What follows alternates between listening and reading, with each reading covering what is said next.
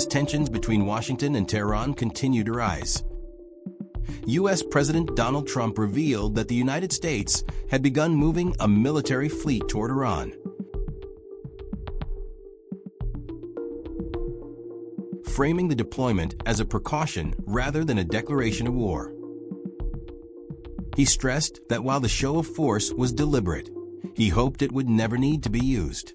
Speaking publicly, Trump said multiple U.S. ships were heading toward the region just in case, adding that although he preferred nothing happen, Iran was being watched very closely.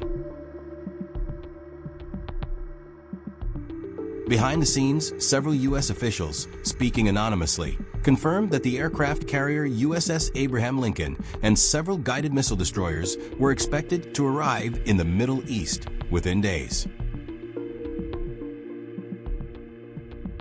In parallel, Washington was weighing the deployment of additional air defense systems to shield U.S. bases in the region from potential Iranian retaliation. The buildup significantly expanded Trump's military options, strengthening defensive capabilities while preserving the ability to launch further military action if necessary. The move followed a U.S. strike on Iranian nuclear facilities carried out last June, a decision that had already reshaped the strategic balance between the two countries. The latest escalation came after the U.S. military began withdrawing warships from the Asia-Pacific region the previous week, redirecting its focus toward the Middle East.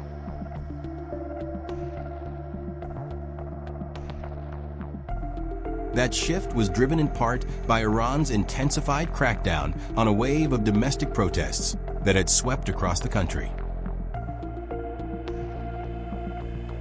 Trump repeatedly warned Tehran that continued killings of protesters would trigger consequences, claiming that his threats had already forced Iranian authorities to ease their repression. According to Trump, Iranian officials aborted nearly 840 planned executions after receiving his warning. Despite that claim, Trump made clear there would be no tolerance for renewed nuclear ambitions.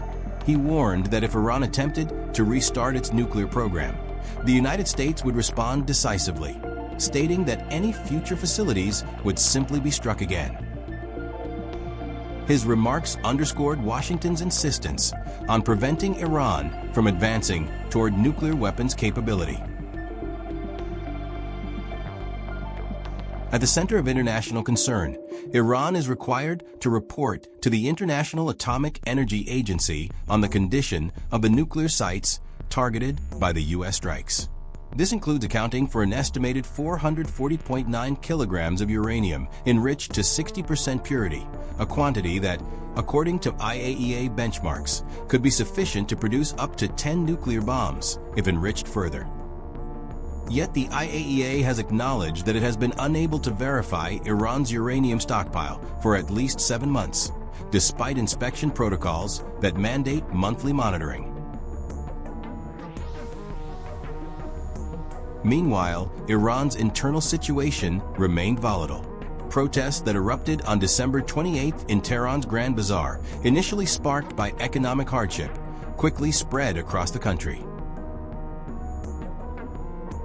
The U.S.-based human rights organization HRANA reported it had verified 4,519 deaths linked to the unrest, including 4,251 demonstrators, while continuing to investigate the deaths of 9,049 others.